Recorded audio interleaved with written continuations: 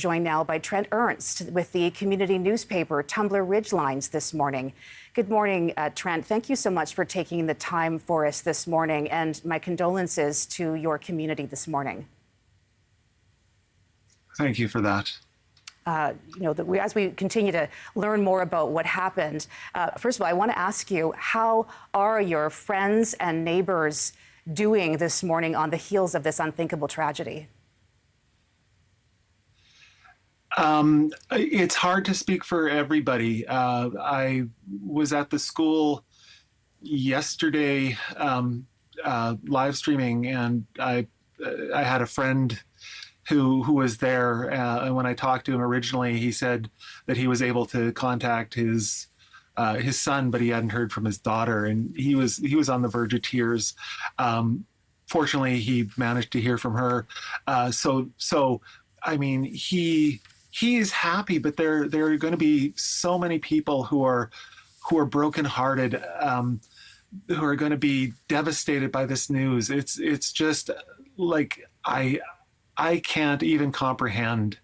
My youngest just has been homeschooled, so hasn't been going to school. And there's a side of me that's, I mean, thankful is the wrong word, but thankful. So 10 people killed in that community, which includes the alleged gun person.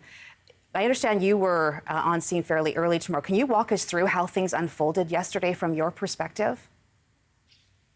Yeah, so it's a small community. So as the newspaper reporter, I have to be very cognizant of my role in the community. I wasn't right, trying to go through the doors of the school or anything. I was staying off the school property. I actually got a phone call from one of the superintendents, who's the wife of a friend, just making sure that I wasn't going onto the school property. So it's a very small town. So I was, like I say, I was very, very cognizant.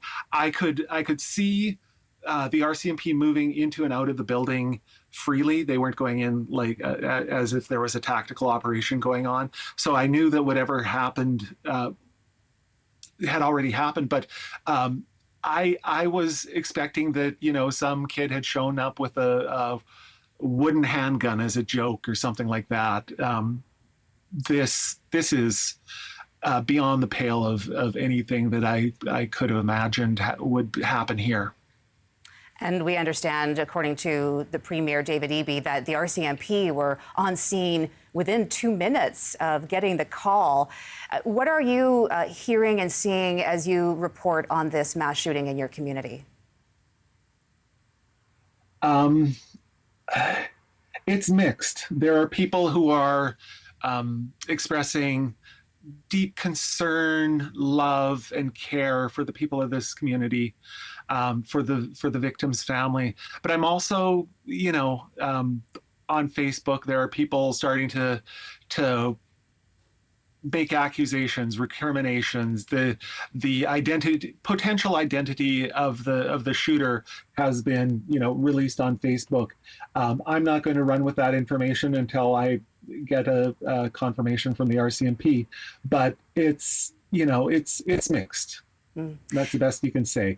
People, when this sort of thing happens, people are looking for people to blame, and we're seeing that happen already. A small community of 2,400 and a RCMP investigation now underway with additional resources coming in. What can you tell us about what direction the investigation goes into from here? Are RCMP going to be giving an update this morning?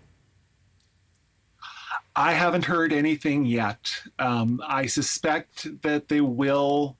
They have said that they are pretty sure of the identity of the shooter. So I'm expecting that they'll release that information some point in time today, but I haven't got any sort of update as to when that might happen. And are you getting a sense, Trent, about the condition of the many other people that were injured in the shooting and are receiving medical treatment? Yeah, they were not. There were 25 people, not life-threatening injuries. It feels more like bumps and bruises, but again, I can't officially speak to that. I I haven't talked to any of them, and nobody that I have seen has posted about it. So um, all I know is that there are two people still in critical condition. That's just tragic. How does a community like yours begin to heal from something like this? I don't know. It's it's going to take a lot of work. I think it's possible.